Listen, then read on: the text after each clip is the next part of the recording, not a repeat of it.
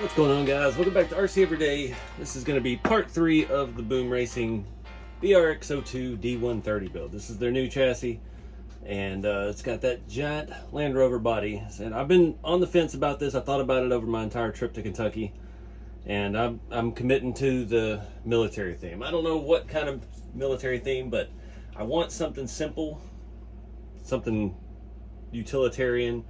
I've got some big ideas for the interior. Don't know if it's going to work till we get there, so we're going to start with that. The next step in the instructions is doing all the electronics, and we should be able to get that done. My Fusion Pro is due in tomorrow, so this is definitely going to be a multi-day film. I am loving the way the suspension feels, especially the rear. This captive coil setup, just it works flawlessly. Everything the Boom chassis, every design I've seen so far is freaking awesome.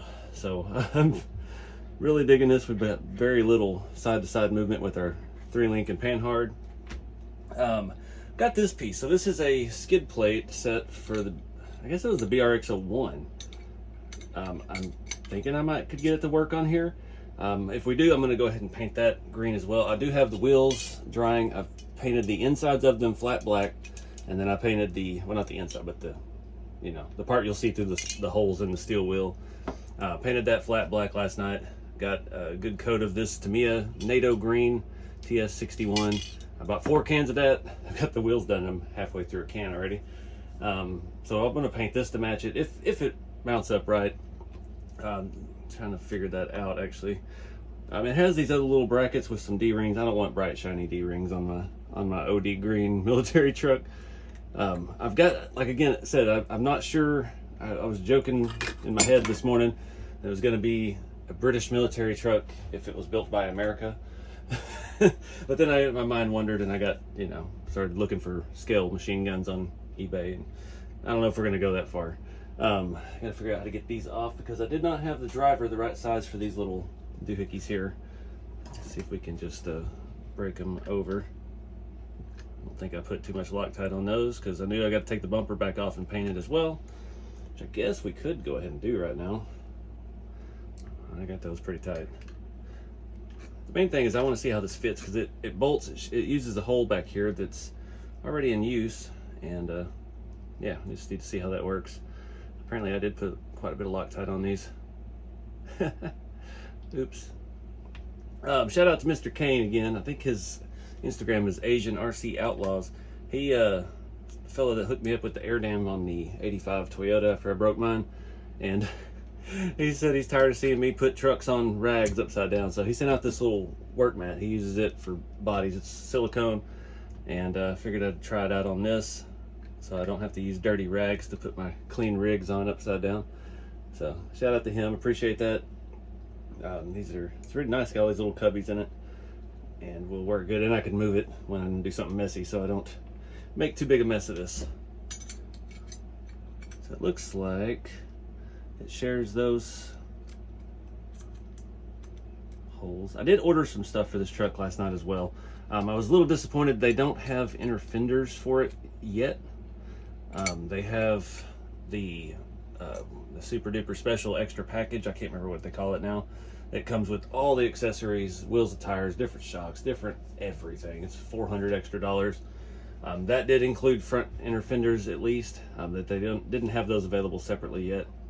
So I was a little disappointed with that, but I did get some sliders, and I got that front bumper that, I don't know, it shows it on the Zill, it shows it fitting this truck as well. It's just kind of a tube with a winch mount. It looks cool. I don't know if we'll run that on this, but I do want that for the Zill, because after driving it last weekend, I've scratched up my front bumper on it, and the patina's coming off, and it'd be cool to have an actual steel bumper on there. So looks like we just take those screws out and run it through, and it's just going to be kind of a locked-in retainer because it didn't come with any nuts. It just come with a longer screw that's going to go through there and hold that in place. So that's pretty cool. My thought behind this, we're protecting our steering links and stuff, and it's going to look the part. And I think I would definitely want to paint it to match, and that way when it gets scratched, we'll be able to see that nice bare metal look through it. Because I want to, I'm going to say patina. I want to weather this truck, age it. I want it to look heavily used. Just not sure how we're going to go about that yet. Obviously we don't want rust. It's a Land Rover, they're aluminum, and it is what it is. So yeah, I'm gonna go ahead and take this outside, throw some paint on it, and yeah, looks like it's gonna work fine. We'll just see. We may not like how much it hangs down in the end, but I don't know. We could always just take those brackets out and then just bend this to the angle we want. It does seem a little tall, but I don't know. We'll see. All right, I went ahead and painted the bumpers. I need to see it. Still trying to prove the concept to myself. So this truck comes with the Max Grappler, the Boom Racing. They're LT 3280 by 1.9. It's pretty funny. It actually has a scale size on it. Pretty legit. This has the blue Rock Monster foams. The Rock Monster foams are awesome. They've got a lot of weight to them. They're silicone-ish. I have the red ones on the yellow Land Rover and absolutely love them. I tried the blue Series 2 that I built with the Texas flag on top. I did it without changing the foams. And the stock foams are not terrible, but it's a very dense foam, but it doesn't have the weight that these Rock Monsters have. And I really like that. With these wheels, I always try to find the hole that's centered with one of the holes in the design and just start going from there. It's not always the easiest to get them to line up. You can see I did the insides black. It's got a little overspray, but it'll work. First one I put together, I picked one that was almost lined up, and it almost worked. All right, that should be it right there. These are not too bad to put together. I did have one of these threads was just non-existent on the last wheel I did, so one wheel nut on that one is just kind of held in place with hopes and dreams. I'm gonna go ahead and try to line this up. This is always the part I struggle with, is getting this all aligned and stay in put. There we go. And I'm just gonna squeeze it, get one started. I think we're good. I did hit these with a matte clear after the Tamiya green, just in hopes of protecting the finish, especially from installing the tires. So now I'll give it a little pull, try to get that lip flush out. I always forget to do that. Some wheels don't have it as pronounced, and yeah, sometimes the first one I did, it just popped out on its own and everything worked and jived. It's looking decent back here. Just gonna go ahead and work these two back and forth, little by little. You can see the face rocking as it goes down.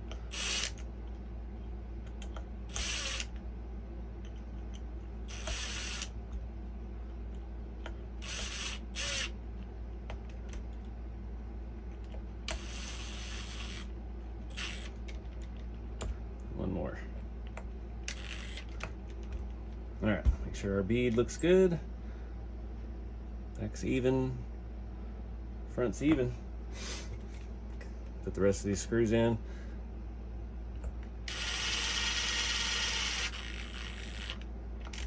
Just a slight torque, nothing too crazy. I thought I had some scale lug nuts. When you order from Asia Tees to get Boom Racing stuff, they have a free gift that you can pick from. For a long time I was getting those scale traffic cones. I've got a gazillion of those. Don't know why, I just thought they were cool. One order I got some like grade 8 looking scale lug nuts, and I don't know where they are. My order and parts that I got coming, I got some more of those, but I don't think between the two sets I'd have enough to do 2 wheels. Remember with the boom wheels as well, you've got the little tool. It's narrower, allows you to get down in there, because these wheels are designed really good. This does have threads in there, so we do have some kind of scale center cap, just like the series Land Rovers had, and I won't have to make a decision on that, what we want to paint it like. So I'm going to put some more paint on the bumpers, and this is about ready for matte clear. This is this number 20068, the Kudu front skid plate with D-ring shackles for BRX02 leaf spring version. Not a leaf spring truck, but looks like it'll bolt right in. I don't know. We'll see. Again, I'm still not sold on it, but we'll have to wait till we get the body on, see how this stuff all looks and jives. But I am digging the way these wheels look. Just utilitarian is the look I'm going for. So let me go get some more paint going. All right, guys, I'll take a look at how this actually mounts. Could go look it up on the website, but I've been having issues with the AGT's website. I was trying to order that stuff last night and it just would not load anything. It's kind of weird. Come on, can't see. Oh, don't scratch it all up now. There we go. Those had a little bit of Loctite on them. All right, let's slide that up there. We'll go ahead and screw these in, tighten that up. Remember a couple videos ago, I was having a lot of issues with my mat clear. It was hazing up, and I think it was just because of the temperature swings, because I had it pretty cool in the shop that day, which is not possible anymore. But yeah, it did good today. I let the can sit outside and warm up in the sun. All right, now we gotta see if we can force this back. Yeah, I guess it just captures it like that. Makes sense. I'm gonna do this one blind over here. This chassis is looking mean. This is gonna give me some inspiration. Inspiration to get moving on the body, because it is gonna look cool. Let's see if we can crank these down without. Nice. Without pinching my finger off. I really need a little nut driver that size. All right, faded the bumper inside and out. Did the matte clear on it, painted the end caps, everything, just like you would a military truck. Everything would just be that color. Contemplating painting the chassis. I don't know. Need to think about it. It's a lot of work, especially since we've already got it all together, and I don't want to just slap paint over everything like some folks do. Honestly, that's how they used to do it at Peterbilt when we paint the chassis. I mean, we build the whole chassis, axles, drive shafts even, and then it would go through the paint booth all at once, all get painted, and immediately come out the other side and they set the motor and transmission in it. So and immediately the cab after that. So I don't know. I don't like that look where you just paint over every single piece of the body or the chassis. But we'll see how it looks once we get the body on. I think we'll not just let the dirt take its course. I do plan on driving this. I love driving the boom trucks. They're fantastic driving platforms, and this kind of the reason I'm trying to do this theme, because I can see the suspension bombing through, covered in dirt, bombing through the desert or wherever.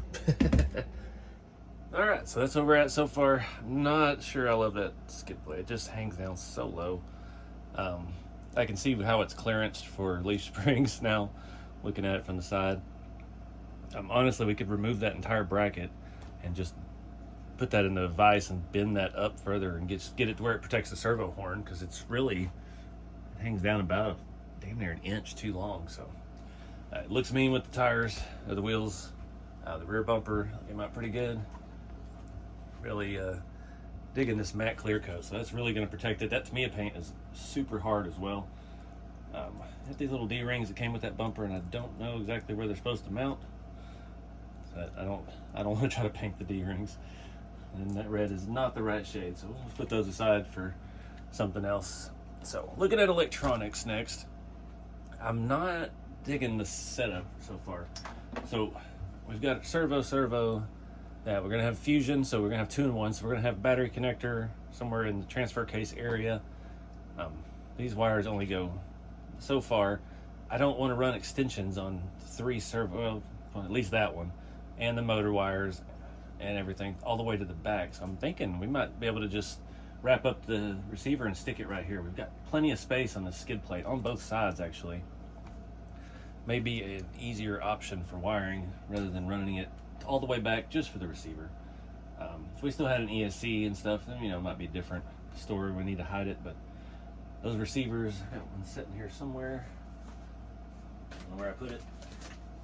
And we lost it. It did come with extensions for the servo cables. Boom always thinks of everything, but I don't know.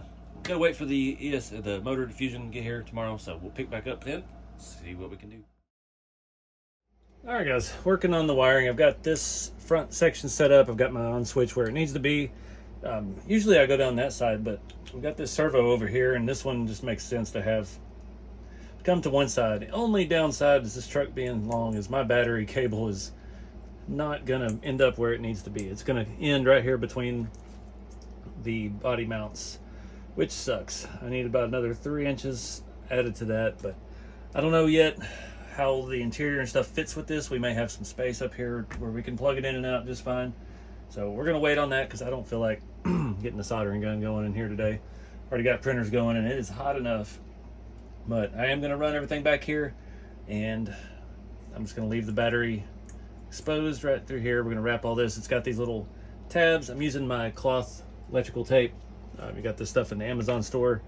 Link below. It's pretty good. It gets a little dirty with dirt and stuff when you're crawling, but keeps everything nice and tight, and it's a lot easier to take apart and pull apart later if you need to than electrical tape. So yeah, back to work.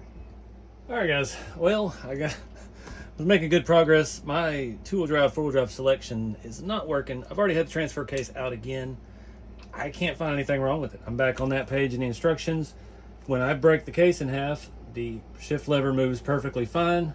It says in here about the cable movement, somewhere about it moving a few millimeters, and that's about how much movement we're getting, but it's not shifting. Come on, what page is that on? I had to go way back. So I'm a little aggravated at this, but it's not really a feature I wanted, but you know, we got it. I hate to not use it. Does it say, that's the shift. Where's the, that one's working fine. There we go. No, I don't know. Having issues. The cable, it said something about it moving 2 or so millimeters, and you can see here, it's about all we've got in movement. And I thought originally that it was in a bind until you spin the gears, and then it will allow it to fall into place, but I really can't test that because I can't hold the throttle and put enough force to shove this down in there. I've got it off, I've got it pulled. As soon as I took the transfer case apart, I mean, it was moving in and out fine. So everything's there. I checked all the spacers, all the shims that are in there. Everything looked right. It's just not pushing in far enough to engage. So I don't know what to do other than take the transfer case apart again, which is a wonderful time because we got to take the drive shafts off. It barely fits out of here without taking the transmission out, which luckily it did come out. Had to put the little shaft back into that, so I really don't know that I care enough to take that back out. That was a lot of work. We may mess with it later once we get this thing finalized, but I think for now I'm gonna just hook this back up. It's got that little stay right here, and tighten that down. Come on. Get my servo saver back in place.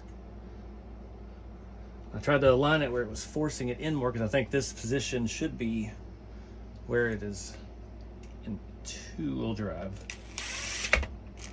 But it just will not press in.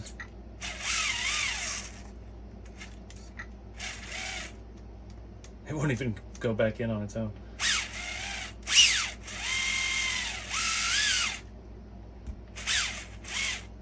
So I don't know. I've tried to adjust this further. I'll show you. Trying to force the cable in further because that's what we need, is that movement. It's got to push the fifth fork forward to disengage, but we are not getting that inside of the gearbox, so I don't know. Like I said, everything in there looks to be correct. Checked all the spacers, and it works. It works beautifully. We've got no weird noises. Even when it's engaged, we're not getting anything. No clue. So anyway, I'm gonna finish running the wiring, get all this mess cleaned up and tucked in the back, hopefully. And yeah, we'll see where it's next. All right, guys, got the wiring best I can right now. Battery connector location, not ideal. Go ahead and turn the radio on.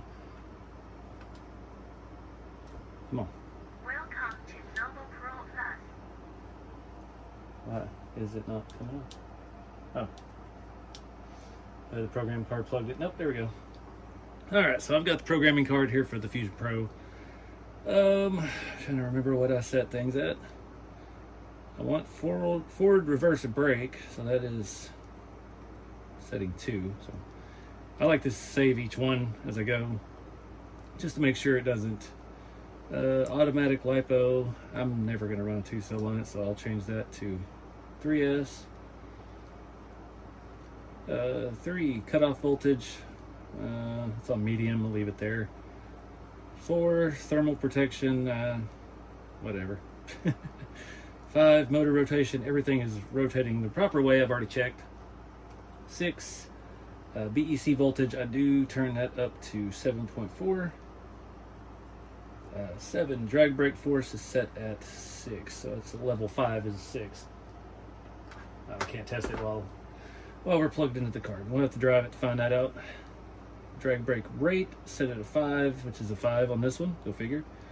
Max reverse force, I do like to turn my reverse way down, turn that down to 25%. Have a bad habit of standing on a trail talking to someone and ran my car into reverse. It happens. 10 max brake force, 6 is 60%. We'll leave it there. 11 RPM decrease rate is level 1. I don't want to mess with that. Punch set to level 5. Neutral range 3 is 8%. Sure. That's for the other one. So that's all we got. We'll save it one more time. Power this thing off. Unplug it. Turn it back on. Do a little check. There's my reverse speed. Drag brake is very slow. It's high gear.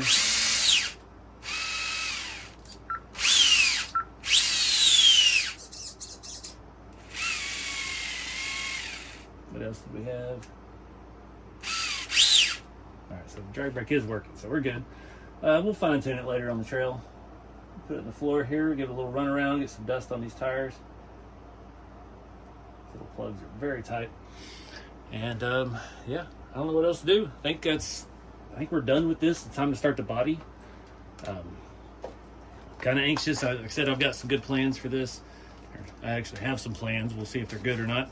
I like to throw all this extra stuff from each hobby wing in the box. I've got one big box full of programming cards. I don't need that. I don't really need the stickers, but I hate throwing stickers away. Anyway, did a little test drive. Not a lot of floor space in here, but this thing has pretty impressive turning radius for as long as it is. So I could not scratch up everything already.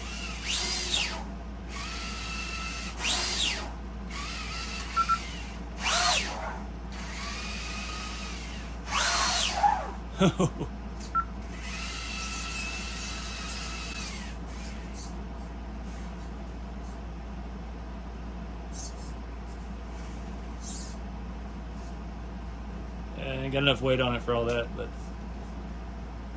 looks like it's got some good grip. Alright guys, so not the most fun episode, but it's got to be done. Get the electronics in, get it running, driving. I'm really perplexed with this. I don't know what else to do. I'm going to tear it apart again, but it seemed like it was, I was sitting there pulling it, and the amount of distance that I had to pull it, the fork was moving back and forth. So it's working in there, but it's not engaging for some reason. So something's got to be off. Well, that's a battle for another time. I'm digging this NATO green. Hope it's protected enough with the... we really scratch it already on that side? Anyway, hopefully it's protected enough with the matte clear. I'm excited to do the body. I've kind of got a plan. We'll just play it by ear, see how it goes. But check out the Asia Tees affiliate link if you're looking for boom racing stuff, pro build wheels, the fat axles like we use on the shop trucks, all the good stuff. And appreciate you guys watching. Stay tuned for the next one. I'll see ya. Keep it scale.